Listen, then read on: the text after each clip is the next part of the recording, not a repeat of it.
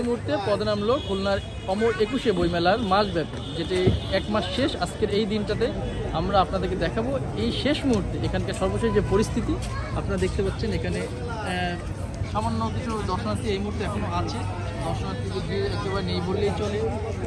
এখন যে শেষ মুহূর্তে তারাও দর্শনার্থী যারা আসছে তারা চেষ্টা করে তাদের পছন্দের বইটি যদি মিলে যায় অবশ্যই তারা সেটি ক্রয় করবে।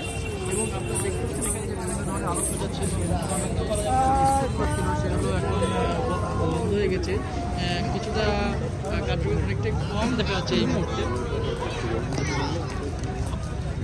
বিভাগীয় সরকারি গণগ্রন্থাগার খুলনা এখানে প্রতি বছরের ন্যায় এবারও শুরু হয়েছিল 21শে বইমেলা মাসব্যাপী।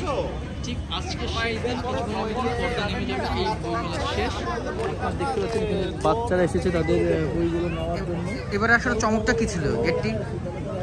গেটের চমকটা ছিল বই, তারা যে কাঠ দিয়ে বইয়ের মতো করে যে বই পাশের দুটি স্তম্ভ বানিয়েছে এবং সেখানে বিভিন্ন ধরনের লেখা লিখেছে, অনেকেরই নজর কেড়েছে এবং অনেকেই সেলফি তুলছে, ছবি তুলছে। এটি আসলে চমক এবং আনকমন একটি জিনিস ছিল।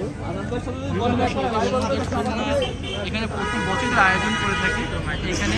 আর সব থেকে এবার যে ব্যতিক্রম যেটি ছিল, এখানে প্রতি বছর এখানে যারা গ্যারেজ থাকে মোটর রাখাদের মধ্যে টাকা দরকার, এবার এখানে যে পোর্শন যারা ছিল এটা সম্পূর্ণ ফ্রি করে দিয়েছে সাধারণ মানুষের জন্য।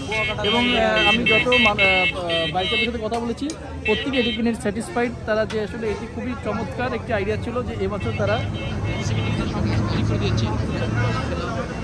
এছাড়াও আপনারা জেনে থাকবেন যেখানে 100টির মতো স্টল ছিল, এছাড়াও এখানে ছিল খাবারের দোকান।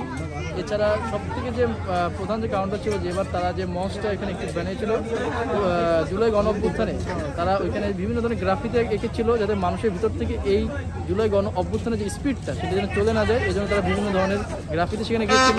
যারা দর্শনার্থী আসবেন তারা এটি দেখবেন এবং তাদের ভিতরে সেই জুলাই অভ্যুত্থানের যে স্পিডটা সেটা ধরে রাখবেন। আজকে আপনাদেরকে এটাই দেখানোর চেষ্টা করেছিলাম সর্বশেষ পরিস্থিতি বইমেলাতে।